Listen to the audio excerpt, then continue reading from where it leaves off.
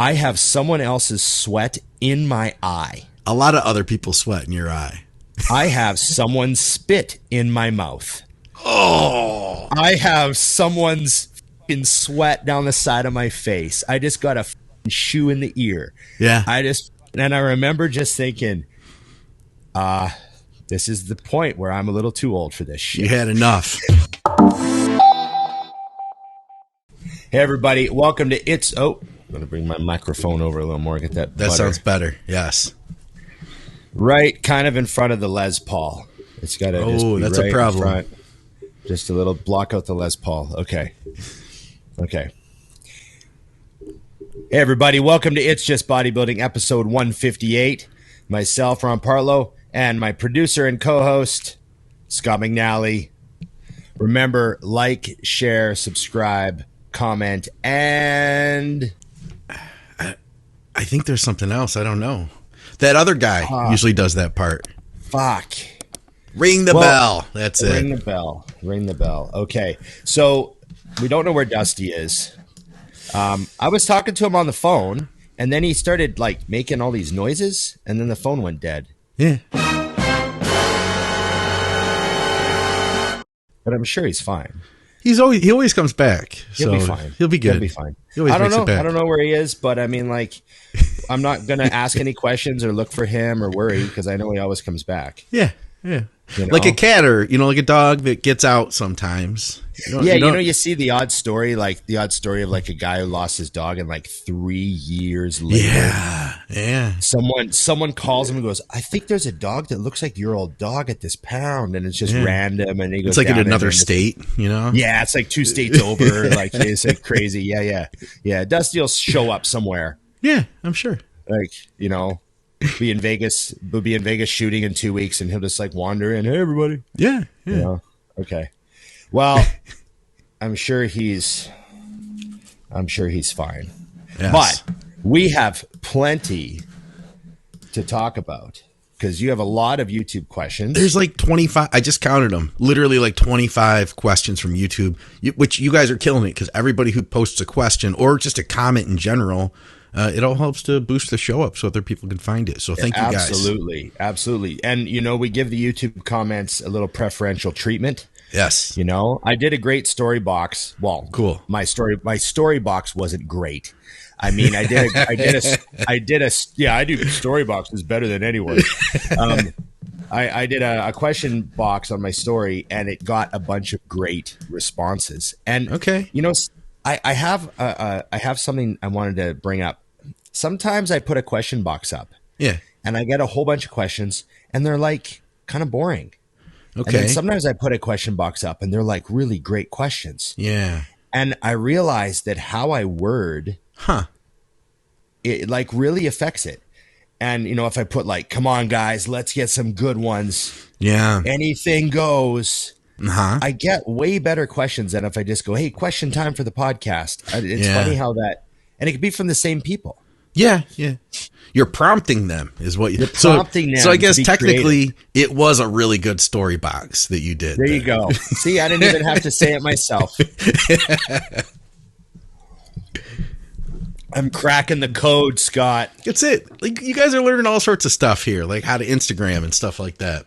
Yeah. And it just comes back to like, people need to be told what to do. That's just the psychology of the consumer. And we all play the consumer role, right? Like in this situation, I'm not the consumer. Right. But there's a bunch of other situations where I am a consumer. You know like what I mean? Anytime you like go onto like a BMX page on YouTube, you're totally a consumer then. Yeah. Totally a consumer, or just even if I go on someone else's bodybuilding podcast and ask them a question, I'm a consumer. Yeah. So we all play the role, and the psychology of being a consumer has like, it's so easy to be prompted and like guided and directed, and you don't even realize it. Yeah. And you just, you read the box and it's Dusty saying, come on, let's get some fucking good ones. Dude. And you're like, yeah. I saw fucking get my good. You can't just ask like, how do I get my bench up? No. So it matters. I saw this TV show. I think it was called like Magic for Humans. Blew my mind. I can't remember the guy's name, but he He talked about like influencing people so that when you can get them to say the thing that you want them to say. So when you're doing a magic trick, they'll be like, hey, I want to see, a banana. And then you show them the banana. But like through the conversation, you prompted them. He brought in these 3 people. They were all like big Instagram influencers, had a ton of followers.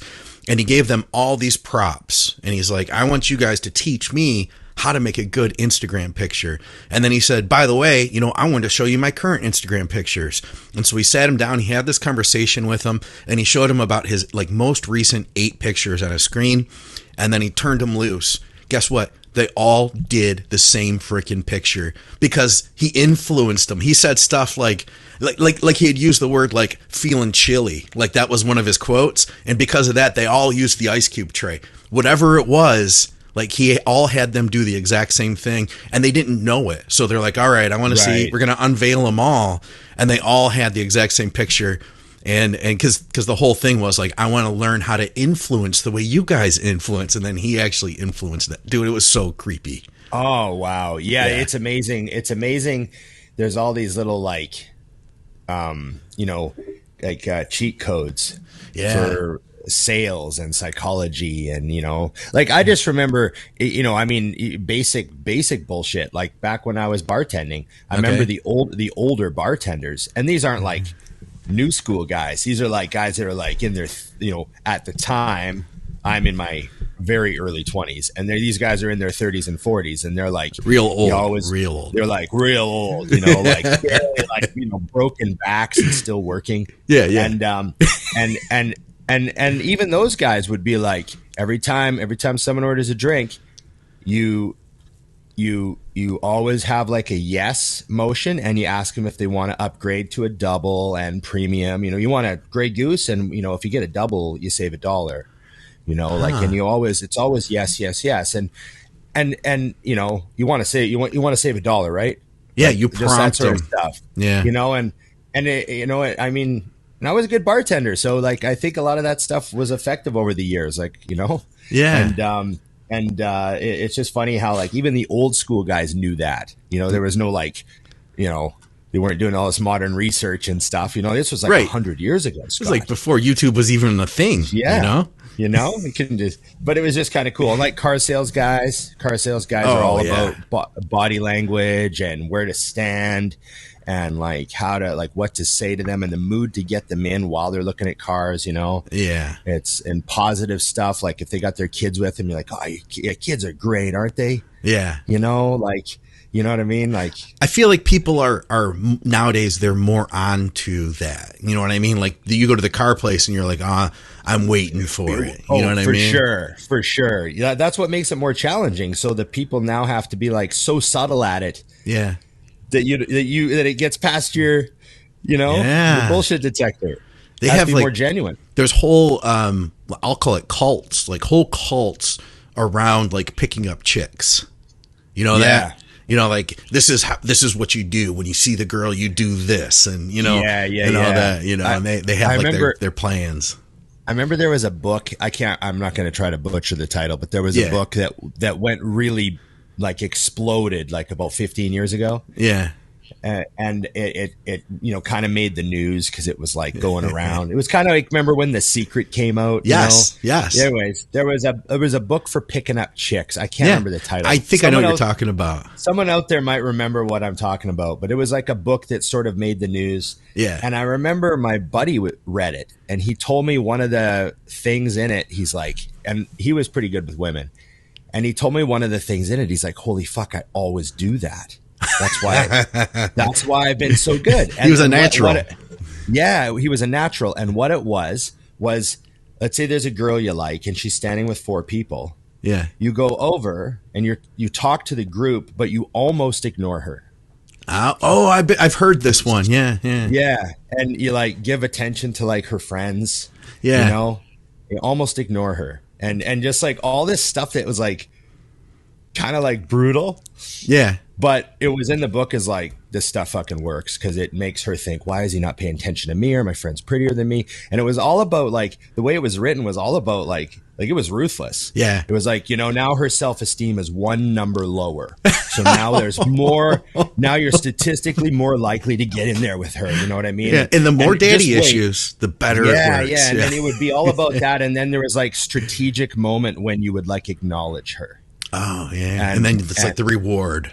Yeah, we'd wait for her to put effort in. Like, there'd be she'd try to interject in the conversation. But then when she puts effort in to like try to be part of it, then you like reward her like a dog. Okay.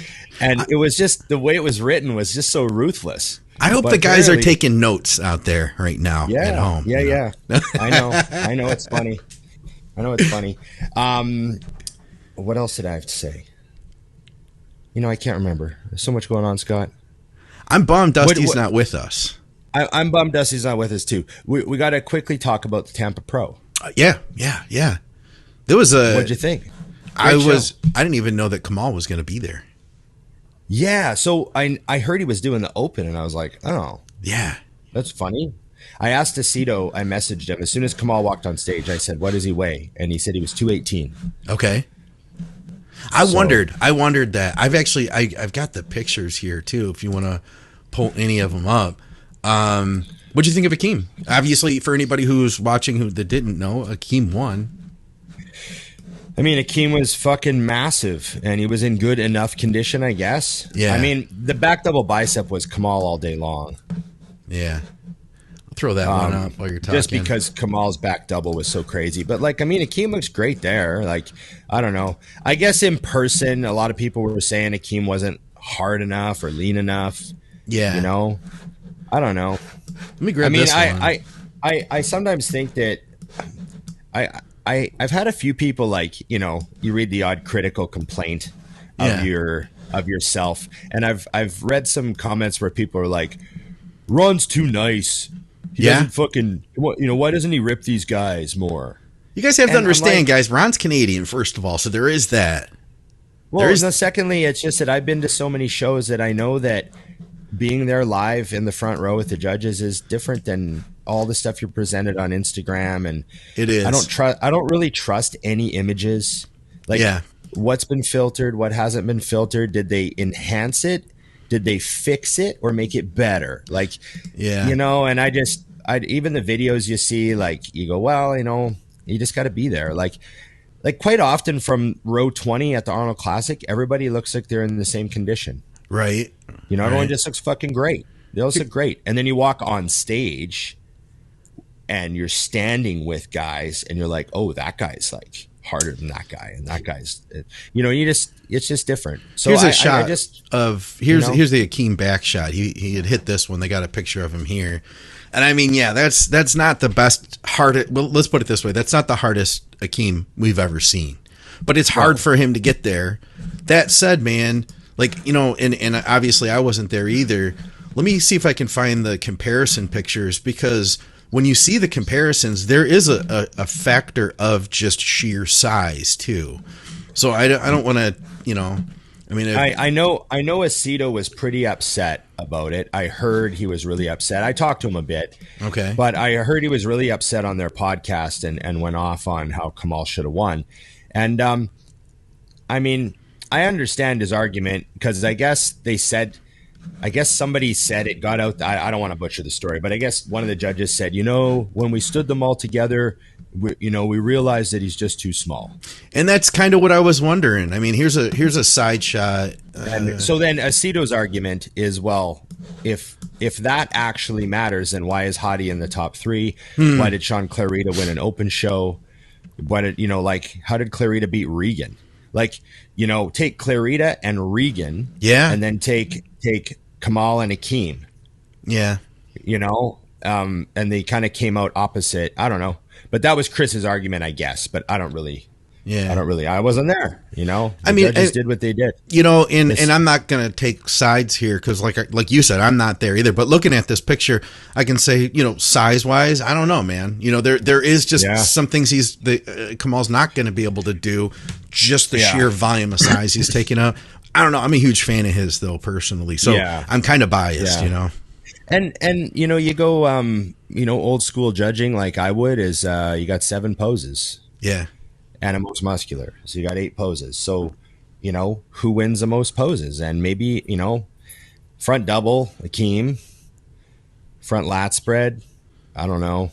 Let's just say, you know, Akim's pretty fucking big. Yeah. I don't know. You just side chest Akim, you know, and then maybe give both the back shots to Kamal. Okay. I could do that. Yeah. So, and then you got the ab thigh. I don't know. I don't really remember either one of their ab thigh. I'd have to look at it again. But you know what I mean? Maybe then you do that. Maybe Akim just comes out on top. You know, I don't necessarily have a problem with it. I do want to give a shout out to Quentin, though. Quentin's a great guy. And he fucking looked great, man. And, you know, to pull out a top 3 against those 2 dudes, that's quite an accomplishment, you know. Quentin looked great. I mean, look at that physique. Like, he could have won. They could have justifiably put him first and just said, "Oh, he was the best combination of shape, structure, and condition." Yeah, and he was big enough. They could have easily given him the win and said, "Yeah, he's not as thick in the chest and back depth wise as Akim, right? But he's big enough.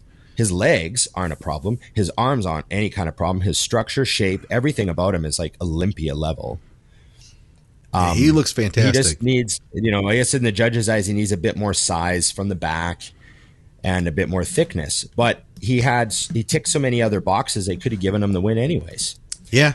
And, you know, you're bringing up a point, too, that at that level, it really is a lot of times splitting hairs. I mean, like every single one of these guys, these are the best guys in the world. So yeah, I guess I'm with you, and they maybe give people a little bit of a break as far as the judging goes. Although it sucks when you see somebody, like, I would imagine the storyline if Kamal could have gone in there and won this thing.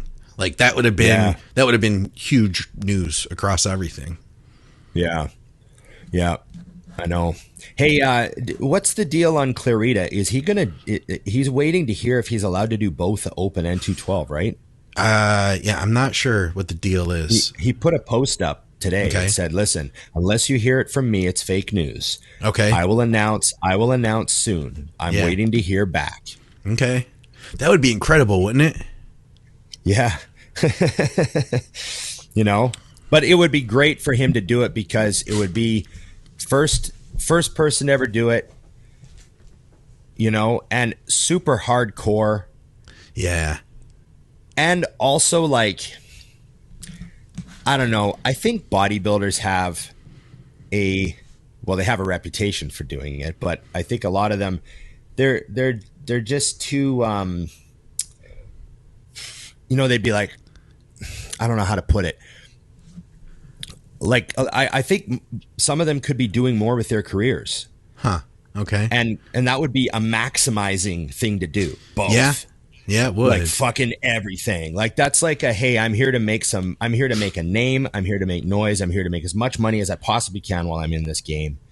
And it's all about it's all about doing everything I can. Shake every hand, do every show, do both Olympias. Fuck it. Like, that's I like that attitude. I do too. Know? I like him a lot. He's always been just such a hard worker. He's not a guy that causes any kind of drama, really, or anything. He's literally just like eating his food and working his ass off and growing. And even from before he became what he is now, like, he was always strong. He was always training hard. He was always eating his food. Like, he was always just like on point. So, I mean, super hardcore. Yeah. Yeah. I like him. Yeah, I would say, like, he's one of the guys that, like, embodies hardcore to me. I would agree. Consistently dedicated, constantly. Yeah. You know? Yeah. You don't hear stories about, like, Clarida being out hammered in Vegas and fucking, you know, like, throwing money at strippers and you just, you don't, he's the type of guy, you know, he's like fucking bodybuilding. Yeah. Yeah. So I like that. Okay, do you want to do some YouTube questions? Yeah, man, let's jump into them. We might have to, like, rapid fire some of these. I have to tell you that. That's fine. I don't mind rapid firing because we have so many here. All right, now I'm not sure on this one, so you might have to. We might have to pull up pics. Question for the crew: would you rather have Dorian's lats and hair from circa '92 Olympia? Or circa 93 Olympia? Has to be the lats, has to be the hair and lats, no subbing. So I know he grew that mullet. It was the... He had the mullet in 92. Okay. Yeah. Okay. He had the mullet in 92. And but I don't know. I mean, the lats were insane in both years. I mean, they were a little bigger in 93. Okay. But I'd go 93 because the hair was not a mullet. It was, I wouldn't want to have a mullet right now. It's kind of it's back though. I think like you can is do a little it. bit, yeah. You can do it. So, well, yeah, but get I also see, the Bumstead mustache too. Like people would eat that up, man. I'm a little too old for that, buddy. Yeah, it's like, Yeah. I don't know. How many 46-year-olds do you see in like Gymshark tank tops? That's true. But I do see, I think, a good deal of 46-year-olds with mullets. So there is that. Yeah, but they're not the guys that never cut them. They've had them the whole time. Yeah. You had a follow-up. He says, does Arnold have the best pecs ever to this date in our beloved bodybuilding history? The best pecs? I have the best pecs ever. What are you talking about? His pecs are legendary. Let's just put it that way. It's hard to compare good pecs. There's lots of good pecs. Lee Haney had great fucking pecs. Like, yeah, he did. You know what I mean? Ronnie Coleman, like Jesus fucking Christ, But yeah, we can just say Arnold's the king of the pecs. I have no problem with that. Okay, we'll go with it. They were very sweeping. The front double, they had that real sweeping out, like long, wide look. He had a great chest. Yeah, big barrel rib cage. All right, look at that. We got through a question pretty quick there. Like That's because there's no Dusty. We're more efficient. We're more Dusty's, efficient. Okay. What's something you used to do yourself that you now pay someone else to do since becoming more successful? Well, I do everything for my business myself, but for the gym, I'm so fucking happy. I got to give a shout out to my friend Raheem. Okay. He's our friend, everybody's friend. But we have hired him to do the Instagram for the gym. Oh, nice. So I suddenly have like at least an hour a day of just new time now. That's cool.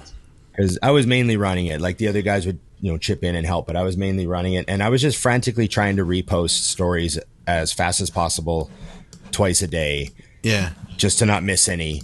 But I had no time to do creative posting or pro shop stories like, hey, come and buy this and come and buy that. And, look what we have and, new product in. Like I wasn't doing any of that stuff. I was just frantically answering messages twice a day because it would just get insane. Yeah. And we hired Raheem. So now he's handling it and it's been awesome. I just open it once in a while and I look and everything's answered and reposted and taken care of. It's fucking beautiful thing. Hey, speaking of which, Steve Didashak, he competed at the show in 212, didn't he?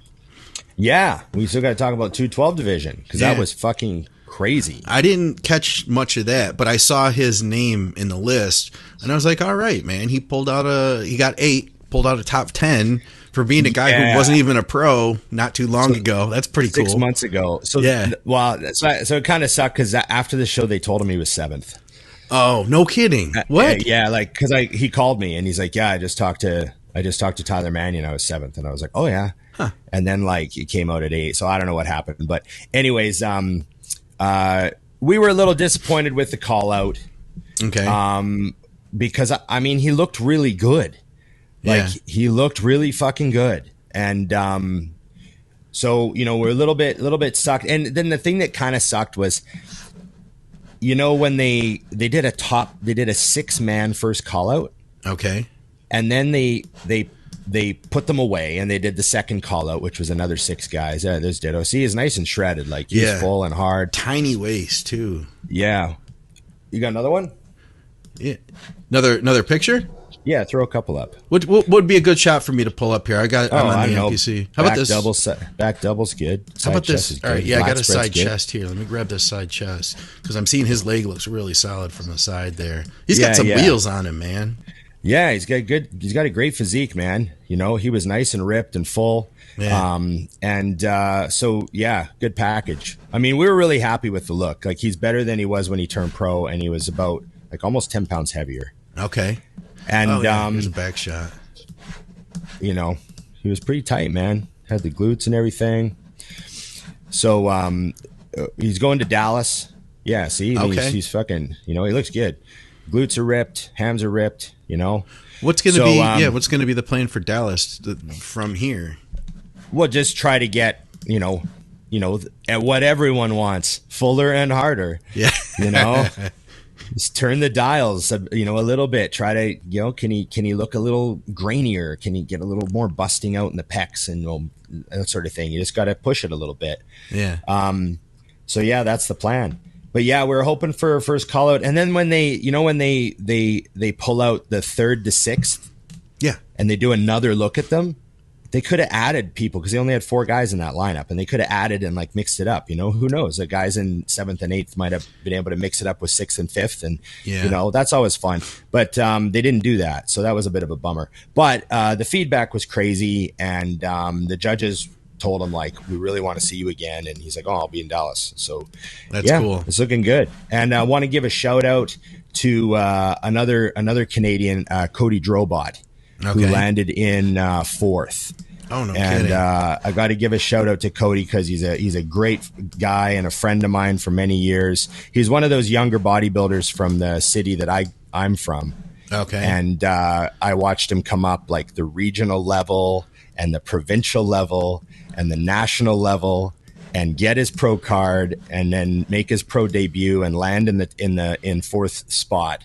No kidding. And so he's like, you know, one of my hometown sort of buddies. So I got to give a shout out to Cody Drobot, because he came in. He's known for his condition and striated muscle, and you know, he's technically one of the smaller guys, you know. Okay.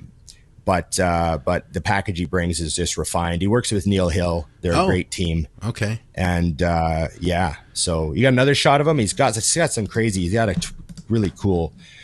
Just want to give him a little love. We should even have him on the show. He's a really good guy. That'd be cool. Let me see. You know, give these Canadian guys a little push. We got to have some of them on.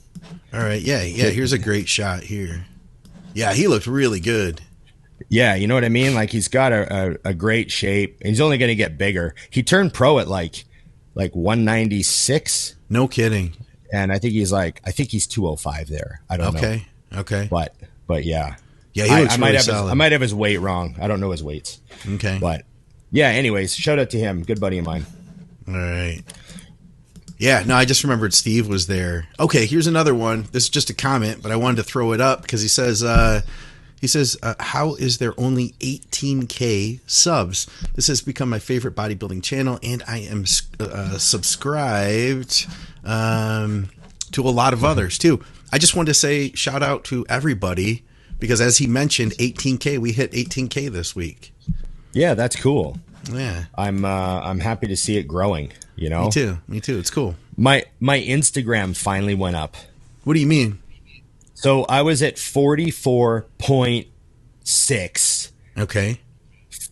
Fucking like forever. Really? Huh. And I just thought, am I like never going to grow? Like, and I just like post my shit and nothing. And then all of a sudden one day it was 44.9.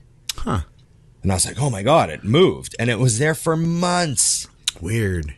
And it's weird because like every day I open my Instagram and there's all these new follows, but yeah, I don't know. And then finally the other day I woke up and it's 45K. Nice. Like, nice. It like, that was like 2 years, I swear. Were you starting to feel like maybe this is my worth? Is that what you started to feel? Yeah, like, well, I thought maybe the algorithm had been tuned to a point where, you know, if you're not like, oh God, like some of this stuff I hate on Instagram, I'm like, I wonder if they're just tuning it for the stuff I hate, and I don't do that stuff, so I'm never going to grow. Yeah. You know, like one of the cringiest things, and it's just because I'm like, I just don't get it. I don't want to be a part of it. But when people like post a video where there's a quote from a movie or a song lyric and they're mouthing it. Oh, you don't like that, huh? I fucking hate those. Yeah. I think they're the dumbest, silliest nonsense. Like, I can't imagine doing one of those and posting it. But people love them, and other people want to watch them and laugh at them. People send them to me. They're like, look at this one, ha ha ha, and I can't even watch it. Like I hit play, and it's somebody mouthing like, come on, motherfucker. Like it's like a quote from a movie. Yeah. And they're mouthing at them. I just exit. Exit. Don't even know what you're talking about. Can't do it. You're mouthing movie quotes and song lyrics. I'm out. I don't have a strong feeling either way. So follow up then. It actually repulses me. I have to get out. Like I scramble. Well, yeah, it's weird. What My about, reaction is very interesting. How about at a bodybuilding show when somebody like lip syncs? They'll have like Arnold on there, and he'll be like, I can't stand that. I'll be back. Can't stand that. You know, and then the person will say it. It really bothers you, huh? Can't stand it. Can't stand it. Drives me crazy. Huh. I was thinking like, I would, drives me crazy because it never works. It's never totally lined up, is it? It never looks right. And the audio at bodybuilding shows is usually terrible. Like it's not that great. It's okay if there's music, but like voices talking or a quote from a movie. Yeah. Or there'll be like gunshots. Pow, pow, pow. Yeah, blah, blah, blah. You don't like the gunshots either, huh? What about you remember the King Kamal? Like mouthing let's go to war. Like he's mouthing something. I'm just like, what? Just hit a shot. Like, what are you doing? You remember I think it was King Kamal. He did like the hydraulic stuff. Remember I just offended so many people. Well, the hydraulic stuff was movement. Okay. So the hydraulic stuff's okay. Gunshots, not okay. Well, is that what you're telling me? Got to go properly go back and you get Vince Taylor doing the Terminator routine. Oh yeah. Remember? That was like awesome. Like he revolutionized posing. Vince Taylor came out at the Olympia that year and did the Terminator routine. It was like, this changed everything. And but he wasn't like, it just doesn't work for me. And and it's so funny because I know there's people out there that are like, I just did that. I don't know. But I've been seeing that at shows for decades. Oh, it always drove me crazy. It's always been something I'm like, no, I would never do that. I don't know. I couldn't picture you doing that. I wouldn't see that. But you know what? Jay Cutler, I don't think Jay would do that either, would he? Nah, I can't see him doing it. Did he ever do it? I don't think so. I don't think Jay did. Yeah. If we're wrong, comment. I can't handle lip syncing. Lip syncing and posing routines and lip syncing or movie syncing on Instagram drives me crazy. And that's why TikTok is so brutal. Like I went on. There's a lot of that there. That's what it is. It's all like TikTok is what is the trendiest, silliest thing happening. And now we're just going to show you 1,000 of them. Yeah.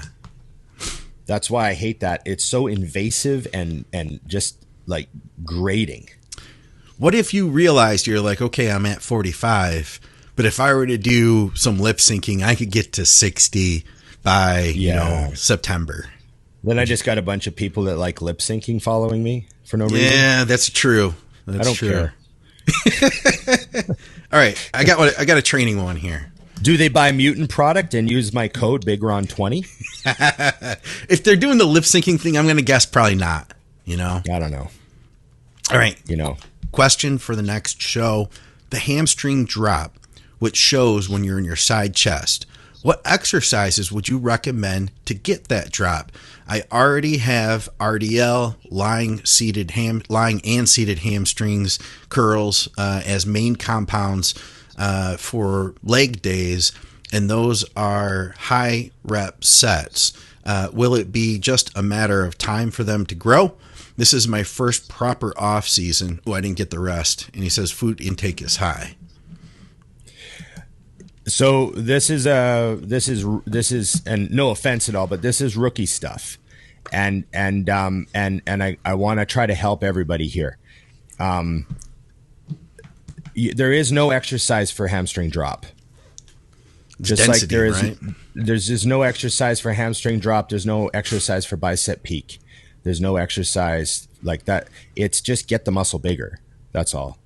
If someone has great hamstring drop, it means that they have they're lucky enough to have rounder muscle bellies in their hamstring. So there's a kind of an enhanced shape to work with from the start. And B, they've got lots of muscle in their hamstring. Yeah. So those are the only two things that matter, is how big are your hamstrings and your genetic shape. There might be a little bit more of a bulky belly and, 2 out of 3 heads. You might get lucky. Maybe you're lucky and all 3 heads are kind of fat, and then you got real big hamstrings like Tom Prince, Yeah. Hamstring drop is just get your legs big, man. Get your legs big. And also your adductor size makes a difference because you're squishing that leg against the other leg to push it out behind you. So the more adductor you have, the more you can kind of force, like mash your legs together and push your hamstring out on the posing, because there's a skill to it for posing as well. Agreed. That's what I was going to say too. Because if you think about and I'm going to take it off to back for a minute, like when you first try to hit a rear double bicep, first thing you do is like squeeze everything together, right? And then your upper back looks real narrow. You gotta let it like hang out. You gotta push that out, and that's the same thing I think with the ham. You don't want to flex the hamstring because that pulls it up. It's funny because I always disliked Ronnie Coleman's side chest. Really? Huh? Yeah, Ronnie Coleman did his side chest, and he did like 3 things that annoyed me. And one of them was he flexed his hamstring. Oh yeah. So he would set his leg up and flex his whole leg. So he didn't really have a crazy drop. I mean, it was big enough of a drop just because his leg was so fucking big. Like, you can't hide it. But his hamstrings would be all tight and corded out, and they looked shredded, which was cool. But I always thought the side chest isn't for showing your hamstring shreds. Yeah. The side chest is for showing, like that's shape. what you want. So then you put, like, Jay Cutler next to him in the side chest, and Jay would let his hamstring relax and hang. And I always thought that, like, the side leg looked better on guys that let their hamstring hang, you know? Agreed. And Ronnie used to kind of flex his hamstring, and it always bothered me because I thought, what would his leg look like if he just let it hang? Like, how great? Like, would it just be ridiculous? Yeah. Like, remember Tom Prince?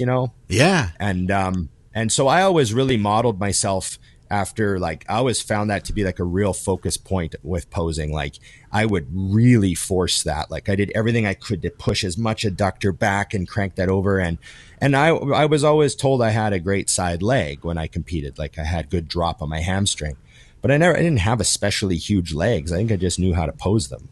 That, and you had a very small waist, and there's a helps. Relationship thing there, right? Yeah. Your wide leg looks wider when your waist looks like it's a third of that size. And then another thing, just quick on posing, because I have to say it. Yeah. My number one grievance with side chests is guys who stick their ass out.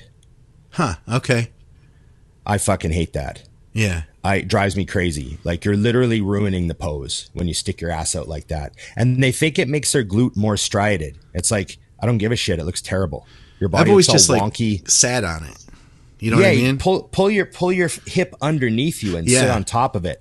Like, look at all, most guys, look at all the big guys doing, like Arnold would sit on, his glute was pulled, his hip was underneath him, it wasn't out behind him. Yeah. So when guys do their side chests and stick their butt out, it drives me crazy. Pull it in underneath you. That's what I always say. It looks way better. Yeah. I'd go with that. Yeah. I'll take that one. It's an obsession guys have for trying to get shorter all the time. It doesn't always make you look better. Yeah.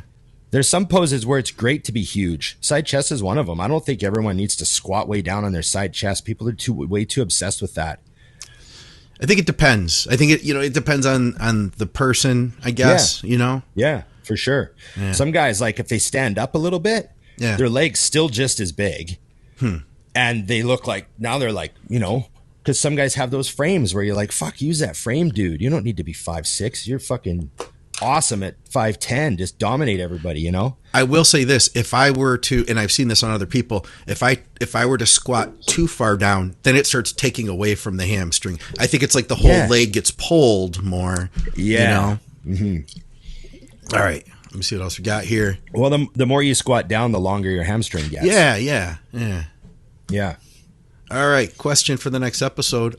What is one set that sticks out in your mind whenever you think of the hardest set you've ever done? For example, mine was 6 plates per side times 60 on the leg press. Thanks, guys. Great question. I can tell him what the scariest set I ever did was. Yeah? Yeah, that's easy. Yeah, it's on video too, and it's on YouTube. No shit. And most people have no idea how mentally taxing it was because of the situation. But it was, I trained legs with James Hollingshead at King's Gym. Okay. For Mutant on a Mission. And I told James, I want to do legs with you because I'm coming back from my quad tear. Yeah. And I really need a goal. I really, really want to know that in 3 months I'm training legs with you. And I want really to like put this behind me. And I need this visit to King's Gym to train with you to be like it has to be, because I was training as hard as I could, but it was in the back of my mind the whole time. Right. Of course. And I just said, I need to leave this behind. Okay. And so he knew that. He's like, cool, bro, we'll do legs. We'll fucking smash it up proper. I could hear him saying those exact words too. We'll do it up proper. And I was like, okay. So anyways, we did a rest pause set on the leg press with bands. And it was like our first quad exercise. Okay. And I hadn't been under that much weight. It was the most weight I'd put on a leg press. We had these big fat bands on there. We didn't know, like, you couldn't calculate how much it was because of the big fat bands. So I really didn't have any reference because I knew all my poundages that I'd been using, right? And all of a sudden we're using all these, like, the gym was crazy. Some plates are 25 kilos, some are 20. Right. Oh, that had to drive you crazy. That is not your style right there. And you were out of your comfort zone. And we're just piling plates on. So like, I don't even know which plates are 20s and which are 25s. So if you count the plates, you're like, you still don't know how much is on there. And we had a barbell across it with more plates on. Huh. And then we had big fat green bands. And so I didn't really know how much was on there. And I just had to fucking, and it was scary. It was scary because it was so much weight and it was a rest pause set. So it wasn't a drop set. Okay. So it was 3 sets to failure with the same weight. And it was a bit heavy. I think I got like 8 and then rested 30 seconds and got like 3 or 4. Okay. And then rested 30 seconds and got like 2 with him spotting me on the like it was literally a single with a forced rep. Yeah. And racked it and nothing ripped off. Nice. And I just remember after that set was over, I was like, oh, fuck. If that quad tendon can take that, I'll be fine. Huh. It was awesome. But it was cool. Scary. I was really like shaking a bit. And then I threw up after the workout. After we finished leg curls, I threw up. And I remember thinking like, it was really hot in there. And I drank a ton of fluid. Like I was sweating like fucking crazy and I was guzzling water. But then I realized afterwards, I was like, my anxiety level was off the chart. Yeah. So that's probably part of why I threw up. Yeah, you were preparing for that for literally months. And you had, like, to you, there was so much on the line, Yeah, it was just a personal thing. Yeah. I wanted to like go with, and I knew that it was going to be on camera. And I'm, no one wants to train on camera and not be able to train like hard. And, so yeah, that was the scariest set I ever did. Cause I remember we were putting plates on and I was like, I remember the thought crossed my mind. What if it rips off again and I have to fly home with a torn quad? Yeah. Oh God, that would be the worst trip ever. So that's a good one. I can't think of one offhand. Like I can't think of one single set where I'm like, oh, that set. Yeah, I couldn't either. Like I just happened to have that one in my memory because of everything. But other than that, I mean, there's just been so many hard sets. You've been training super hard for so many years. Yeah, they all trained. You trained with so many guys that trained super hard. Like, it's crazy. I got to tell you, when I came out there and we trained shoulders together, I had not been hitting shoulders, and obviously it's shoulders. So it's like there was no single set in that workout where I was like scared. But I hadn't been hitting shoulders hard for a while. Like for me, shoulders had always been a strong point. And I started taking away from them in order to focus more on chest. And after we had that workout, I was like, because my shoulders were fried too. Like, and it's not often that your shoulders get fatigued and sore. Right. I was like, you know what? I got to put more focus into shoulders after this. Yeah. Yeah. That's cool. It's good to hear. It was good. It was a good workout. Yeah. All right. What else do we have here? Am I making up for Dusty's lack of opinion? You're pretty opinionated in this episode. Well, I'm trying to be a little more opinionated. I'm trying to deliver a little bit. All right. Yeah, just like stepping it up a little. We had a few people that didn't like the resting bitch face video. Like we pulled that little clip out. We got some thumbs downs on the YouTube short. And I got some irritated people that messaged me. They're like, I don't want to talk to people at the gym. Yeah. And I'm like, that's not what it was about. Yeah. That wasn't what it was about. You know, I pull my hat down and put my headphones in too to tell people like, but it was about people that like kind of proudly go through regular life, you know, purposely wearing a face that they know makes everyone think they're mad at them. There's people out there that do that. I hear them. They love it. They take pride in it. The rest of us got it, you know. Yeah, the majority the rest of us got it. Yeah, yeah. All right. Oh, here we go. Question for the next show. Has there ever been a band you really liked, but seeing them live ruined them for you? I saw Everclear live, and it was so bad, I just can't listen to them anymore. Like you used to. Yeah. So there were, I didn't ruin the band for me, but it definitely was like notably bad concert. So the first one, I actually blame the sound guys and the venue, but I went and saw the Smashing Pumpkins. Oh, I've heard they're terrible live in their fucking heyday. Yeah. And it was on the Melancholy tour, that double album they had, you know, with all those great songs. Like it was just amazing music. And I loved that album. Like those Siamese Dream and Melancholy were just, that's just magical music. And I went to that concert and it just sounded like a wall of shit. Yeah, I've heard that about them. Just terrible. Like the guitar, I couldn't differentiate which guitar was doing which part. And the bass and drums was just like a mush. The mix was terrible. And we were in like a big tin building. It was in like a, you know, like a big, you know, kind of arena type of thing. But it was like had that echoey sheet metal sort of fucking booming sound. It was just brutal concert. Yeah.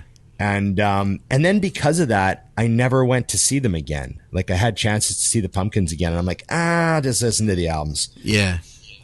I had heard that also, though. You're not the only person. You heard they were terrible, eh? Yeah, yeah. And it's funny because they never did a live album.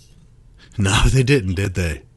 Like they never had a big, you know, like AC/DC punched out a couple of live albums. Yeah. And they're like amazing. Like they sound fucking great and it's tight from beginning to end and the mix is perfect. And you know, like lots of bands punch out a live album and that's my litmus test for how good a band is, right? Yeah. You know? And then another concert that I saw that was terrible was The Offspring. Really? Okay, so they're kind of from punk roots. So the band was great. Yeah. The band was great. Like they were great, but Dexter couldn't sing that day, man. He could not hit any notes. He was way off on everything. And there's a lot of like high notes in The Offspring, you know, like he's like screaming. He's sort of got a higher pitched voice and it's, you know, he's got a lot of stuff he's got to hit to make those songs sound right. He was just fucking brutal. I remember thinking 3 songs in, I was like, is he like going to warm up? Oh, like, yeah. Like, is he like going to get better? Because occasionally you notice that. Like one thing with a lot of live Nirvana records, Nirvana has several live concerts that have been released, right? Right. Really good quality. Is Kurt's voice is always a little rough on the first 2 songs. Like rougher. Because he's just, you know, like I don't think he's backstage warming up, you know? No. You know, they just like, you know, smoking cigarettes, like, let's fucking go. You know? Right. And so, you know, I remember watching The Offspring and just waiting and it just didn't get any better. He fucking sucked. I was like, this is brutal. And the guys that sing backup, like, you know, there's a little bit of backup in there. They were fine. So I can't think of any. I can't think of like a single time where I went to a concert and felt let down. I feel like every time I've gotten into it and then I like the band even more after that. Like literally every single time. I'm probably forgetting something, but like I think every concert I've been to is good. Yeah. Yeah. I will say this, one of my most pleasant surprises ever was a buddy called me up and was like, "Hey, do you want to go see Miles Kennedy and Slash? Like it's Slash's band. Yeah. But he's got Miles Kennedy singing, right? It's like that, you know, Slash has put out a lot of albums over the years, right? He had Slash's Snake Pit for a while, and then it was just Slash, I think. But anyways, Miles Kennedy sings for him a lot. And I was like, yeah, sure, let's go see him. So we went and saw them in a little bar with like probably 500 people. And I didn't really know how Miles Kennedy really even sounded at the time. I hadn't been paying attention to Slash's solo stuff. Yeah. And it was they're awesome. The band was awesome. Miles Kennedy was a great singer. And then they did like they probably did 20 songs, and like 5 or 6 of them were Guns N' Roses songs. Okay. And Miles Kennedy literally sounded better than Axl. Well, okay. That doesn't, okay. Yeah. Like he sort of tried to sound like Axl, like he gave it the same swagger. Yeah.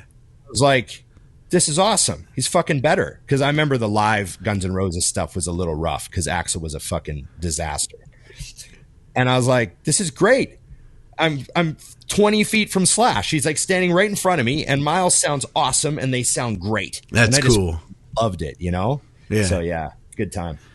You ever get into like the mosh pit and stuff when you were younger, or did you just go to listen?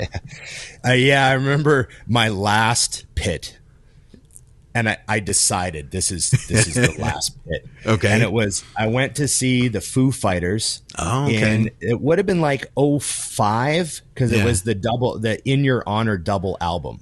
Yeah. So it would have been like 05. And that was to me like the end of peak Foo. Like that was to me their last great album. And then it like sort of like, you know, they all had too many kids and the music just got a little more like Radio Eagles sort of. Sure, I could see that. Friendly. But I sort of see like In Your Honor as like my sort of ending for my window of where I really love the Foo Fighters.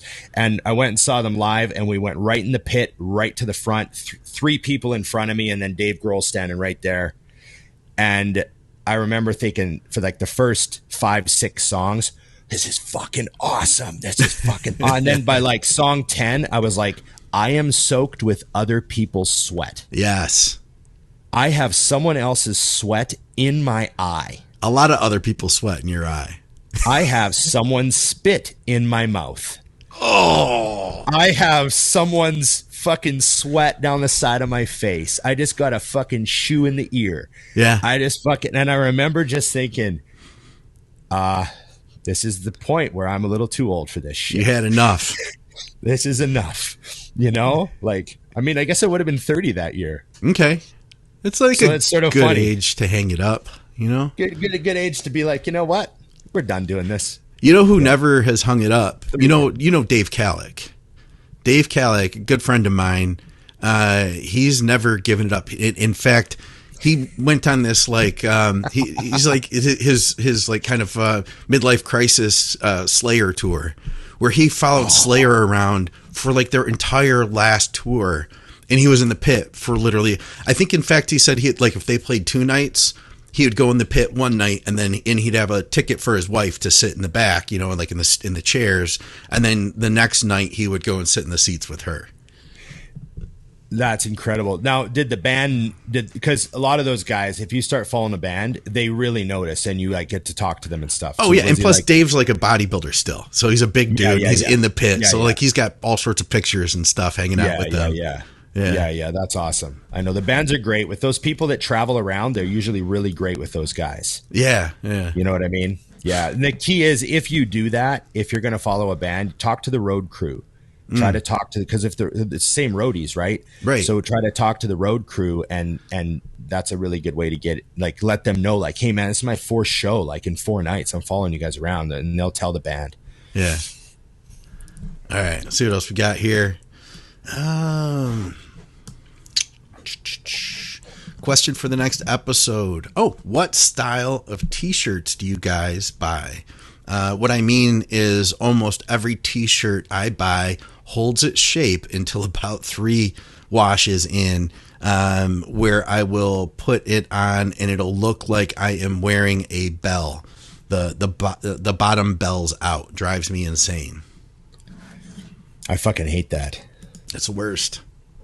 That's a worst. I almost wear nothing but nice old school tee, by the way. Thank you. Appreciate that. Yeah. I almost wear nothing but like the tri-blend stuff now, like the tri-blend tees, the tri-blend tees that are thin and light and kind of stretchy. I like those. Yeah. That's all I want. I don't want anything else. I want to be like Mark Zuckerberg, wear exactly the same shirt and pair of jeans every single day. Like, that's what I want. Just all tri-blend shirts, every single shirt, just fine with it. I don't need to wear anything else. I used to, when I was really big, I used to like the big boxy cotton tees, for leg day. Yeah. But I just don't look good in those anymore. Like, I got a couple that are pretty cool now. They're still pretty cool. But when I wear them, I'm like, I just kind of look like it looks like I'm kind of fat. like my shoulders are narrower, but the shirt still hangs like super wide. Right. So I just don't like how they look on me anymore. My body shape and stuff is different now. I feel way better in just like kind of a real thin, light tri-blend shirt, I'm hesitant to ever, like, I'll see a company that I like and I like a YouTube channel or something. I'm like, oh, I want to buy their shirt, support them, plus have that cool shirt. But I'm very hesitant to, because you don't always know what you're going to get. And if it's a shirt that you don't like, it's a shame. First of all, you spent $30 or more on it. But second of all, it's like a material. And that's one of the reasons I haven't done shirts yet for the channel. I want to be positive that they're good shirts, because that would be the worst. I would hate to have like crappy shirts that we were trying to sell, Yeah. Yeah. And like sometimes that happens. You get a round of shirts and you're like, these aren't quite as good of a shirt as the last round. But, you still do your best to, I like the Bella Canvas stuff and those are good. Like those are always great. If companies just use like, that type of shirt. Next Level, that's a good one that you can get. Yeah, they have a couple different models. There's definitely. And you know what else is I used to love baseball tees. Oh yeah. But I don't know. I feel a little skinny in them now. Yeah? Yeah. I don't know if I like wearing them anymore. I think it depends on the color. Because if you have the somebody was telling me this one time, and I think there's some truth to it. So white, like if you have the white sleeves, that will accentuate your arms. Absolutely. With the black central part, then your waist looks smaller. That's exactly right. You do the opposite and you're screwing yourself, That's why baseball tees are hard, because, we go to order them and most of them come with a white body and colored sleeves. Yeah. They're not bodybuilders. Which is cool if you're not bloated from ramming food. Yeah. Right. But, if you're a bodybuilder and you want to look good all the time and you eat a lot, you don't want a white body shirt. You want a black body shirt and white sleeves. Yeah. That's ideal. Yeah. All right. What do we got here? Question for the next episode. I will do a 2-hour leg workout and go straight into an 8-hour shift. Going up and down stairs and never really sitting down other than for 2 5-minute breaks to eat. My legs have grown just fine. The people scared of doing cardio post leg day or scared of doing it in the morning, are they the ones that are doing it right, or are they just pussies? Well, people do worry too much about all this stuff. So one thing I deal with is, a lot of times a client will be like, hey, I have to train early tomorrow, so I don't know what to do. And I'm like, okay, well, what do you mean? And they're like, well, I have to get up and do my cardio and then eat my breakfast and then train all before 9:00. Yeah. And I'm like, no, just get up, eat your breakfast, go to the gym, train, do your cardio after your workout, and then get on with your day. Yeah. Like, you have a life to live. That's completely fine. And so people are really, really worried about this stuff that is not big picture at all. And they're willing to like horribly inconvenience themselves to do things a certain way just because of like this dogma that's been pounded into them that they must do morning cardio. It's like, yeah, if you like morning cardio, hit it. But if there's that one day that comes up where you're in a fucking bind, Just do what you got to do. Yeah. just train and do your cardio. Like, you cannot hesitate on that stuff. It is a waste of all of your energy to hesitate on it. Just do it. Yeah. You know? And I always say getting proper sleep, because like there's people that'll be like, I have to get up 2 hours extra early tomorrow because I have to do my cardio and then eat and then train. I'm like, no, your sleep trumps all that. Yeah. Trumps all that. I'm with you. Yeah. So as far as this guy, he's right. A lot of people are, well, I wouldn't use the word pussies. That's a little mean, but they're just like overly concerned. They're overly worried about, I can't do my cardio after my workout. That's catabolic. It's like, no, it's all big picture. You're not doing it chronically. You're not doing an hour. And then how many carbs and how many calories are you on? Like, unless your diet's really, really severe, you'd be completely fine. I did a horrendous amount of post-workout cardio, and I never felt like I shrunk from it, you know? What's the most cardio you've ever had to do in a prep per day? I've done like little stints where I would, like, Aceto would sometimes say, hey, we have a rest day coming up, so let's go really low carbs and do 2 hours of easy cardio. Okay. Like really, you know, just step it out, low carbs and steps. And, but that wouldn't be like, hey, this month we're doing 2 hours of cardio. Right.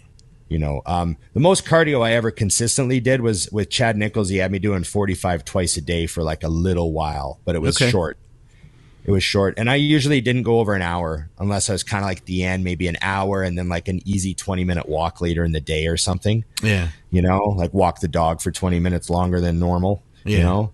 I feel like people are getting that more now, like that walking the dog, getting steps in. Like people, I think, are more aware of the benefit of that versus really before. It was like you always had to be on the treadmill to make it count, you know? Yeah. And you know, like another thing, you know, people weren't taking that. Like I would have clients. I remember I had this one client. She was like, why don't you have me doing cardio? And I was like, because you're a nurse and you work 12-hour shifts and you're on your feet all fucking day. And you told me you get like 20,000 steps. And she was probably getting in shape too, right? So like, and she's like, oh, I just feel like I should be doing cardio at the gym. And I was like, well, let's just see, you know? Yeah. So there's all that sort of stuff. People kind of tied to things. I think there's these rules they have to follow, but yeah, but he's right. People are overly scared, you know, they're a little too worried. You can do anything for a short period of time. Yeah. You know what I mean? I feel like, you know what Dusty has said before, that the only way he can know what his limits are is by finding them, you know? And I think that we're probably talking to people here or in that situation. They just don't know, you know, and that they have that fear, but like you can do a lot. You can push your body real far before you actually lose muscle, you know? Yeah. And the good thing, this question comes from someone who probably doesn't need to ever get on a treadmill. Yeah, no. You know? Oh, this is just a comment. I had to put it up here because it was good. Oh, I love that. Yeah, smells like Tren Spirit. We should do a shirt for the show. That'd be a good one. That'd be a good one. Be a good shirt. All right. Yeah, so many questions this week. Always a good show, guys. Question for the next show. Have you ever dropped a client because they just wouldn't get their intensity up to a decent level in the gym? Yes. Really? Yeah? Yeah, I've just told people like, hey man, like I really love helping people and I'd love to help you, but I just don't feel like I can really do much because, you know, you like to train a certain way and that's cool. And it's really great exercise. And, you know, it's good that you're in here and it's going to be great for you to just keep doing that. But like, you know, if you're going to pay me money, you're going to have to like do this other stuff to get any gains. And like, you know what I mean? That sort of conversation. Yeah. Yeah. And, you know, sometimes people are like, oh yeah, I guess you're right, you know, but I mean, it does get to the point where you just don't have the time to, you're like, fuck, in order to help this guy, I would literally have to go spend a bunch of time with him in the gym. And I just don't have time for that. Yeah. You know, and I don't like taking people's money. Like I know there's trainers out there that have, you know, 200 clients and 100 of them are terrible at check-ins and the money just keeps rolling in. Right. And I mean, hey, I applaud their system, but but I just, yeah, I just can't, I just don't like doing that. You know, there's a couple people that I've like said, hey, you know, like if your check-ins don't get like more regular, like I'm going to really start feeling bad about taking your money. Yeah. You know? So it's hard to keep track of what's going on too. Like if you don't check in for a few weeks and then you check in, I'm kind of like, the analogy I always use is like if we were riding in the car and I took a nap and we're in a city that I don't know where we're at, and then all of a sudden I wake up and you're like, hey, here, take the wheel. I don't know what direction to go because I haven't been following along, you know? Yeah, that's exactly right. That's exactly right. I feel that way too. Yeah. What about you? Have you like what's the last time you told a client like, hey man, I just can't help you anymore? I've had it a few times, and you know, here's the thing. So one area that I think I've changed in that respect is, and it was after talking to Skip Hill about this one time, because you know, sometimes people are doing the best that they can, and and let's talk about like even like following the diet. You know, I've had people that come back and they're like, hey, so I did like 75% of what you asked on the diet, but then I also did this and this and this every day. And it's kind of like, you know, are you wasting my time? A little bit, you know, but maybe that's the best they're capable of. And the words that Skip used was, it's not my place to tell somebody that they're not capable of something. And if I were to shut that possibility off and cut them off and tell them they couldn't do it, then they're definitely not going to rise to that level. So like I always try to keep that in mind with people too. And I do have a few people I work with that aren't nailing it, you know, but that's my hope is like, well, you know what? They're doing the best they can. And if they can eventually get to that point, you know, we're all in our own place. That's what I tell myself. We're all in our own place. I can't expect somebody. That intensity thing though in the gym is tough, man. Cause how, you know, like you said, without actually being there, without actually training. And even though I've even done that, like I had a guy locally who he was a younger guy, great genetics. He had this crazy wide back, like insane, and he was like not even really eating right, or he just was lucky, you know. And if he could have trained hard, like he could do so much, and that's what he wanted, was to be a bodybuilder. And I brought him over to the house and we trained legs, and we warmed up, we did like some hamstring curls, we went on the hack squat, and after we did like one all out set, like the look on his face was terrified. Like he listened to me and he actually completed the set and he pushed himself. But the look, I was afraid. I was like, oh shit, he might leave right now. Like this might be, he might walk out of here. And he was like, I can't believe you just made me do that. Like it just, maybe it wasn't for him, you know? So. Right. It's funny. I have a client who's a really good friend of mine. He's been with me for a long time. And I remember when he first started sending me videos like 10 years ago. Yeah. He first sent me videos and like he had good form and he was doing all the right exercises, you know, like I could tell he's watched Blood and Guts. he, you know, like he was doing the, you know, good pull downs, good rows, you know, good movements, but you know, there was no failure in any of the sets. Yeah. They were all just like 8 reps. And I was like, man, you just need to turn this up. Cause he had a good little build, you know? And I was like, you got to push this. And he's like, you think so? And I was like, like you got to push this. And the video started getting like where he'd hit failure and like hold tension. And then he just, you know, I get some forced rep videos where he's getting a spot and, you know, this starts to happen, and here we are, you know, 10 years later, and he's, you know, won a couple of shows and done really well at the pro qualifier level, and he's like fucking, you know, doing like 6-7 plates on the pendulum squat, and you know, like he's like a monster in the gym now, you know, like moving big weights, squatting 6 plates, like that sort of shit. And so it's really cool to just see like that's all I really did. Yeah, I just said, man, you have to train harder. And that just like ignited this like chain reaction. And, you know, 10 years later, he's, you know, 250 pounds off season, you know? Yeah. So yeah, it was just gotta like, you know, nothing happens without those last reps. And he wanted it, you know, that's what it sounds like. Like he wanted it. He just needed to be told like, hey, you can do this, you know? You just reminded me of something I want to talk about. Yeah. There's been a lot of shows lately, right? So I've got a lot of inquiries, as how when a show ends, everyone in that show now scrambles to find a new coach. Yeah. Okay. So I've gotten a lot of messages lately. And I need to remind everyone, it's not your coach's job to get you ripped. That's your job. It's your coach's job to help you make good decisions and guide you and give you the framework and do everything they can to help that process occur. But you have to do the work. So when you message me and you say, yeah, I worked with so-and-so, but he just didn't get me ripped.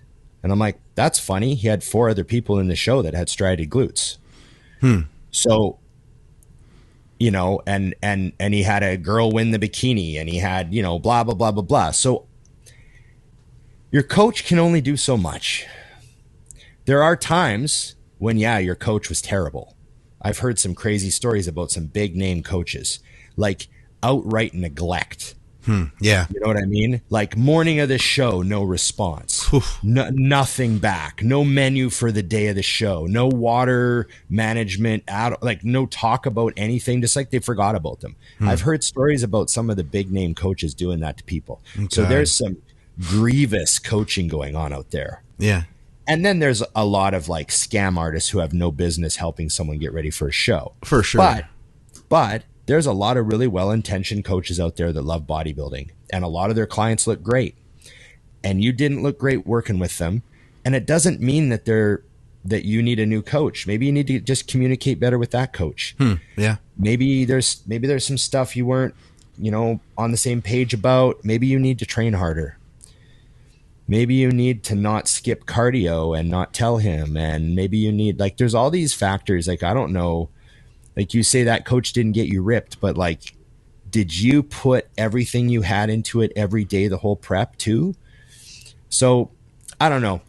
I guess I don't really have anything to say about it. I just wanted to like bring it up. Like when I get emails saying, oh, I worked with this coach and, I just didn't get ripped. It's possible that coach was just fucking terrible coach and did a terrible job with you. Right. I mean, I've seen that. Absolutely. I've seen guys, I've had people pull me aside and they're like, hey man, can you look at me? And I have a look at them and I'm like, how many weeks out are you? And they go 6. And I'm like, you look 12. Yeah. And they're like, yeah. And my coach told me not to change anything and that I look great. And I'm like, okay, that's just terrible coaching. Right. Yeah. But there's other times when people, they're just off a bit and they didn't communicate well. And anyways, you know what I'm trying to say? People like to blame the coach. People like to throw the coach under the bus. Yeah. Sometimes it's deserved.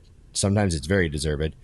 But other times it's like, hey man, it's just, you have to work harder. You have to have a better mental attitude too. Like the coach can only, like, I remember that I've told the story about the year Chris Aceto gave me shit. He was like, I'd love to help you again, man, but it can't be like last prep. You were a fucking mess. I don't want to work with that guy. That was pretty cool that he could point that out and that he could see that, He's like, you almost turned pro and you had like a horrible mindset and you were like, not in a good spot and you didn't believe in yourself and you almost won. When we get him on the next time we have Chris on the show, I want to ask him about like that Ron versus the Ron that we all know. You know what I mean? I'd be curious to hear his perspectives. Yeah, it was like the toughest. I'd been through like a huge breakup that year, right? So it was like a rough year, and I was just trying to like, distract from everything by just get into this prep, right? Right. And I just didn't realize that that's how. And I don't remember being like negative, but I guess it was coming across like just little things like, he said I'd send him pictures and go, yeah, man, I don't know about these. Yeah. And that wasn't me.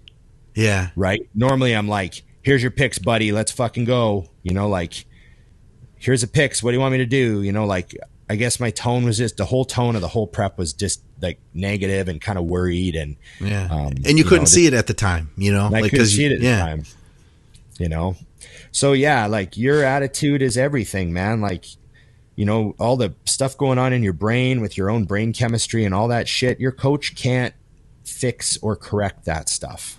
Yeah. The coach has a lot of experience, hopefully, ideally, like you can say that as a coach, if you've been doing it for a decade, you've literally seen thousands of people get into shape, at that point.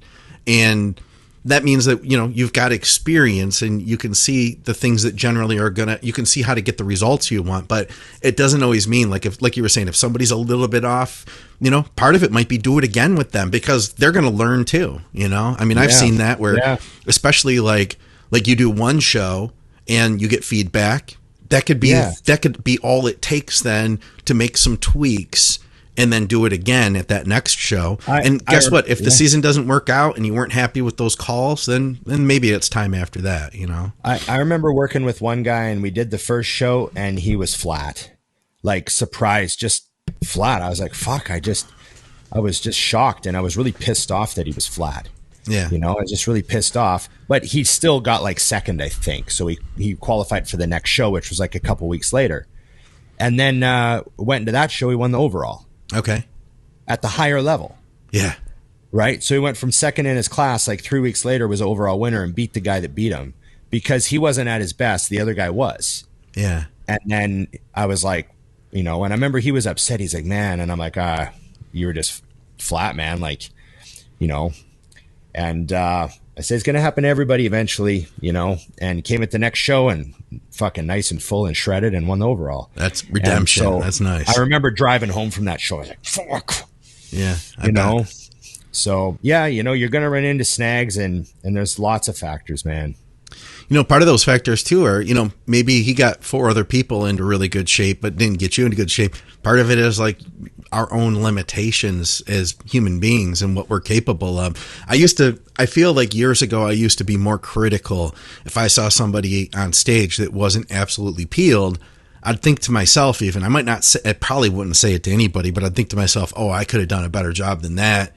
But now I recognize like, hey, that might have been, they might have had to do a lot to get to that point. They might have really been scraping to make that happen. Yep, for sure. Absolutely. All right, let's see what else we got here. Oh yeah, this one. You commented on this too. You responded on YouTube with this one. Kevin21 says, I work out from home, which I love. It's just me, my music, the weights. However, I only have free weights. Listening to you guys speak so fondly about particular brands of types of machines, am I leaving gains on the table by not using machines? No, there's so much you can do and everything you need to do. You know what I mean? Like, unless he has no leg machine access at all, that's pretty difficult. Yeah, legs. That's squats and stiff-legged deadlifts are pretty much all you got without many machines. You know what I mean? Unless you're rigging up dumbbell leg curls or kind of funny, weird exercises. I find machines are, how do I put this? We know now that a lot of barbell exercises, like especially barbell pressing, aren't the best on your joints. Yeah. Like the movement patterns aren't the best, right? So, you get a lot of stuff, wear and tear, shoulders, elbows, that sort of stuff from benching and stuff because of how things line up. Dumbbells are a lot more favorable, I think, but a lot of machines are made with really great arcs of movement now, and there's like everything's lining up really well. So there's like sort of that sort of stuff I think is great for, what bodybuilders are doing. So that it's nice to have machines, obviously. It's nice to have options. It's nice to have variety. Remember, Scott, no one wants to eat the same thing every night. Unless it's pizza with a knife and a fork. So, yeah, you just got to do what you got to do. Like, I don't know. If I had a home gym and I had some space, there'd be, dumbbells, some cable pulleys, a squat rack, and then if there's any room, it's leg or back equipment. Yep. That's all I have is I have the hack squat. For machines, I have hack squat, leg press, extension, curl, and then I have my pull down, and I have a selector or a chest press, a converging chest press. Nice. I'd love to squeeze one back machine in there. But really it was the leg equipment. And I've got a rack too and dumbbells, but that it's like the leg equipment. That's and you know where it is like if my back is feeling off, it's like, that's the problem. Machines are nice. Like if you have a tweak or something, you know, and it's like, oh, I can't really do a bent over barbell row, but I could do a machine, you know, row. I remember there was a period of time where I couldn't dumbbell press because my hip really hurt to kick up dumbbells. Yeah.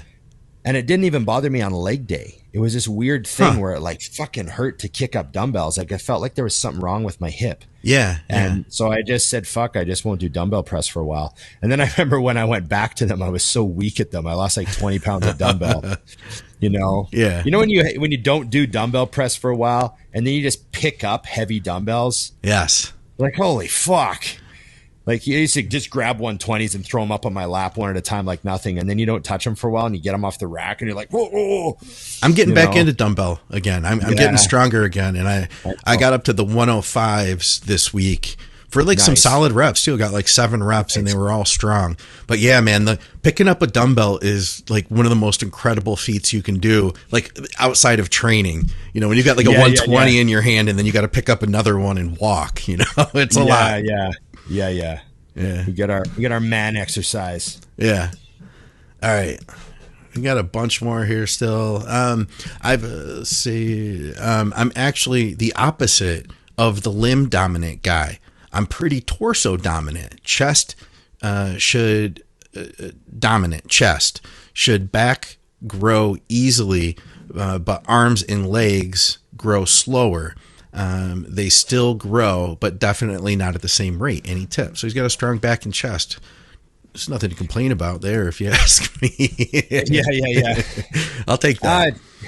I don't know. It's hard to prescribe what to do. I mean, you need to do more, right? Yeah. I can't remember who said it the other day. They're like, you just need to do more. Like whether it be more intensity, more weight, more hard sets, more, you need more. Technically more volume, but that can come in like an effort way too. Like, volume isn't just numbers of sets. It's also like how much is in those sets, Sure. Are you taking all those sets to failure? Are you leaving 2 reps on the table every single time you train? Because if you think about volume, like let's say you do 100 pounds for 10 reps, right? That's 1,000 pounds of volume technically, right? If you leave 2 reps off the table, it's only 800 pounds of volume. Yeah. And if you do 10 sets, that's 2,000 pounds of volume that you're not doing. So just by pushing out an extra rep, like that effort rep on every set, you can add like 1,000 pounds of volume to your workout without adding any sets, And that's just, let's say you had someone that wasn't quite training to failure and they could maybe get 1 more rep on every set. Right. So you could think about it in terms of like, how can I get more volume? It's not just more sets. It's think of the other things that, sometimes I think of the math equation just to give me like perspective. How about this? I got a completely different take. I wonder how much body fat he has, because when you're heavier, your arms are always going to look smaller, but get down to like, 6%. And then your arms look dramatically bigger. You know what I mean? Yeah. So, I mean, who knows how much he's got on his torso. And men usually hold more of their body fat on their torso, around their abdomen and back and stuff. Yep. So, I mean, I've seen it where guys, their arms and legs are like, okay. And then you diet them down. And you're like, oh, his arms and legs actually pretty fucking good now. Hell, his waist is like 10 inches smaller. Right. It's proportions, right? Yeah. So I wonder about that one. All right. We got like 5 more here. We're killing it. I know, man. We're just ripping through these things. Hey, Scott, is it possible for someone to go the whole prep without using tren, or is tren mandatory and substitutes for tren? What do you think? He's asking you, Scott. Oh, I'm going to say you don't need tren. You don't need tren. That you can get absolutely peeled. In fact, you can win a pro card without using tren. I can say that much with absolute certainty. In fact, absolutely. And I will also say that you can place top 3 at a pro show without being on tren. I know that for a fact. Check this guy out. this guy did not use tren. Yeah. You know, like that was like 300 mass, 400 test. That was it. Yeah. You know, classic guy. I've helped a lot of classic guys on barely any gear. Yeah. You know, I helped a classic guy that was like on 250 test and 400 master on. That was his whole stack. Boom. Fucking crazy. What about a guy? Because then I think people are probably going to say, well, what about if I'm like, 260? What do you mean? Like do you have to, okay, well, no. He's small, Yeah, no, you don't have to use tren. I did lots of shows before tren came around. I won an overall at a tough show. I was 244 ripped with no tren. Huh. I was just on test. That was my poverty prep. The one where I was going to college. Yeah. Just on test 500 to 750 at the end. Test a week. Yeah. With Nolvadex tab. That was it. and no tren. And it's people. Tren is very effective drug, but it's been given way too much credit. Yeah. It fucking works, but you can't just fix everything with tren, man. I'd agree. Because here's one for you, Ron. Because you mentioned you're going to North Americans, so we have to understand that not everybody who watches the show is like hardcore competitive bodybuilding fan. Ron, what's the NPC North Americans? Well, it's actually the IFBB North Americans, I think. Is it? Yeah. I mean, it's the same, but I think it's technically got the IFBB on the poster and not the NPC because it's international show. Really? Okay. I didn't know that. Yeah. It's like the international shows are IFBB and the American shows are NPC. Okay. But the North Americans is Canada and Mexico as well. So it's technically an international show. But it's in Pittsburgh every year. Gary Udit operates it. A great promoter, great show, huge show. It's ballooned up. It starts Wednesday now, and runs all the way to Saturday. It's fucking huge, but it's an awesome show. Great athletes. You see people from several different countries wandering around there, and it's great. It's always like one of those all-inclusive shows where everything happens in the same hotel. I love that. I like that hotel too. I just like that whole setup. It's a great show. So I'm actually not going to the North Americans now. Oh, no kidding. That sucks. Yeah. So my client was going to hop into the North Americans. Yeah. And because he was getting in really great shape. And he's like, fuck, let's hop in North Americans. But when he went to register, he found out that technically he's not qualified for that show because the overall that he won was like, X while ago, and they changed the calendar year because it used to be like a full calendar year. And now it's, I don't know, some technicality. Dang. So the only pro qualifier he can do this year is the Canadian Nationals in October. Okay. Which is under 9 weeks away. So instead of being 4 weeks out, he's now 9 weeks out. Just more time to get better. Yeah. It's only 5 more weeks. Yeah. And I know that sounds like a lot, but when you're dieting hard and you're 4 weeks out, all of a sudden having an extra 5 weeks is like, oh, I got fucking tons of time. Yeah. So we're actually looking at Toronto now in October. Yeah. So the Canadian Nationals, that's in Toronto, you're saying? Yeah. They used to move that show around all the time, but now with the new system, they just have Nationals in Toronto every year. It's easy for everyone. Gotcha. It's right by the airport. They have it in like an airport hotel. So the whole thing just occurs right there. It's just so simple. Okay. Yeah. Cool. Yeah. Got one for me. Who started the Think Big channel and how did you all get hooked up with each other? I don't remember. You tell the story, Scott. I don't even remember. It's all been a blur.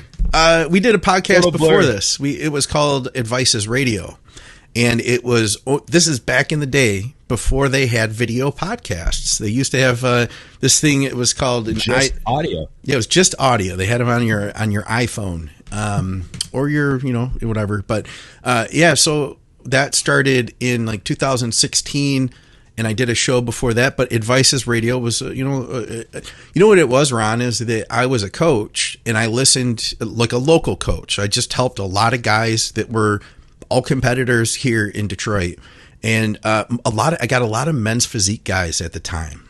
Like at the time, early on in men's physique, they didn't know how to diet, Ron. They were like, they thought they had to do something special or different, or we don't want to, something to be different than bodybuilders. And I was like, you know, fuck that. We're going to diet you just like we diet a bodybuilder. They'd come in peeled and they'd just smoke. So it was a good thing. And I did well with it. But I listened to a lot of podcasts, including like listening to you on All Bull Radio. And, and you know what? I learned a lot. And I thought to myself, you know what? I started doing a podcast with my friend VJ, Bodybuilding Nerds Radio. And Loved it. Thank you. And we reviewed other podcasts, and that we was had my favorite part. It was just like, it was a fun show, you know, and we actually ran that all the way up until last year. VJ was done. He had enough.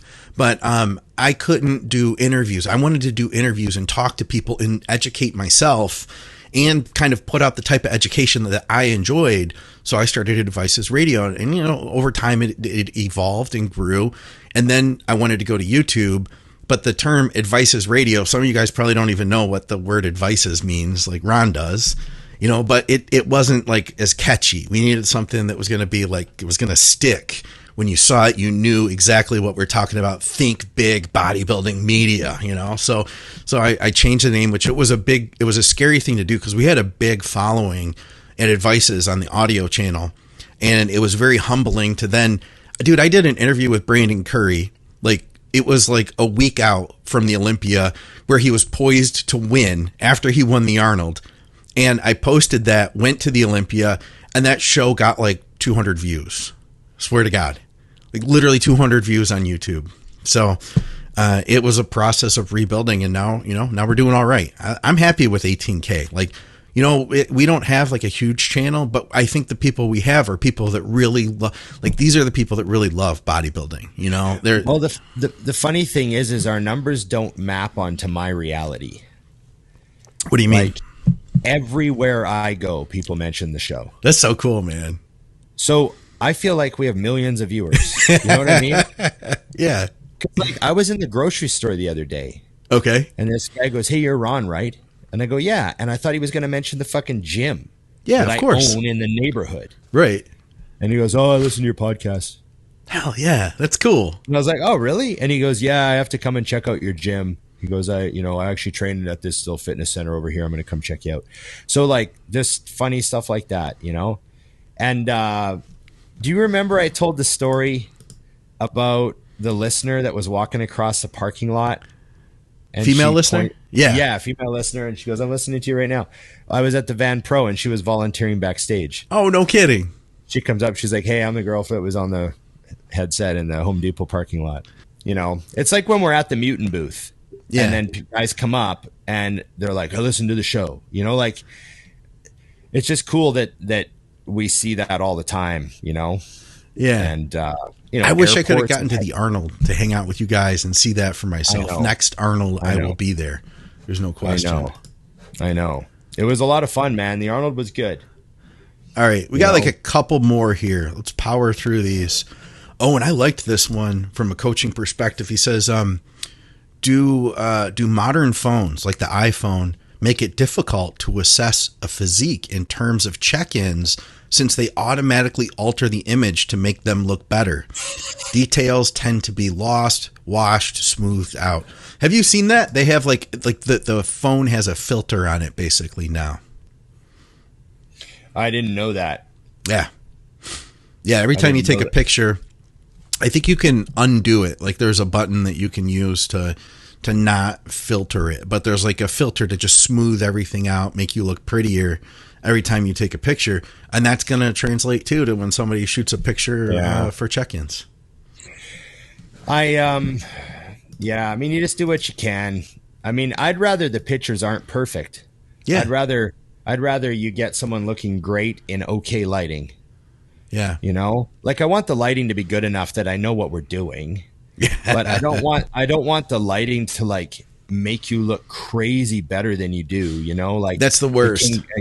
King Kamal kitchen pictures, you know? Right. You know, the famous ones where everyone's like, "Oh my God, he's going to win the Arnold." And then he'd like show up and, you know, and he looked good, but it just wasn't like the kitchen, you know? Yeah. And, or those pictures, you get like certain people take pictures like outside on their deck and they just look fucking crazy. Yeah. It's just, I'm not sure if I want the greatest pictures all the time. I just want to, I want good pictures. I don't know. It's like Jack White. I want my guitar to be a struggle to play. You go. I didn't know he said plays that. Cheap guitars. Yeah, he plays cheap guitars and fixes up broken guitars, and he likes things to be less than perfect. No kidding. I didn't know that. Yeah. But that makes sense. It's very Detroit. That's the way we roll Detroit. Here. Yeah. He wants to feel that car when he's driving it. Yeah. Yeah. Before power steering, Yeah. No power steering for Jack White on the guitar. All right. I think, is that all of them? I might have, I think that's it. I do want to say too, though, there were so many questions. If we ever miss your questions, guys, it's not intentional. We're not like, hey, Ron, let's not take this guy's question. There's no planning or discussion. Yeah, it's me trying to just randomly grab everything together about 30 seconds before we start the show. And then we try to answer them all. But sometimes we get, lost in conversation too. So that happens. I just want to throw that out there, that if we don't take your question and you want us to take it, then post it on the next show too when that comes out. We'll get to it. We will try to get to it. Yeah, we can't promise, but we will try again. Can't promise. After failing the first time. Yeah. Okay. Thanks, everybody. We appreciate it. Remember that Mutant supports the show and sponsors It's Just Bodybuilding, and they do it purposely in a very non-invasive way. They don't make us do a bunch of stuff. They just want to support the show, and obviously Dusty and I have a great relationship, and now Scott has a relationship with them too. And absolutely, and they're helping the show out, and they just want us to do our thing, and they love what we're doing. So remember, IamMutant.com. Anyone in North America can go on the IamMutant.com website and direct order their stuff. You can use the code BigRon20, BigRon20 or Dusty20. We didn't have to mention the Dusty code. He's not even here. I know. There's, how we do things. We do certain things for him. Yeah. I know. Assuming he comes back, Assuming he comes back. Yeah, I mean, who knows? Like, if he doesn't come back, I'll see how much money's in his code account and if I get it transferred over to us. Yeah, get that worked out. See if we can, see what happens. If Dusty's dead, who gets his code reward? I think they should just transfer over to us. Yeah, it makes sense. Total sense. Okay. So remember, everybody, like, share, subscribe, and comment, and ring the bell, and comment with questions for the next episode. Yes, it was great. And it looks like I'm doing a big story box this week. Like I'll be on my Instagram answering stories for the next 2 days. So that's fine. I don't mind. All right, good. I'm glad that it worked out. You cracked the code. So yeah. You just got to tell people, make them dumb. Yeah, make them crazy. Silly questions will get answered first. Okay, remember, everybody, it's just bodybuilding.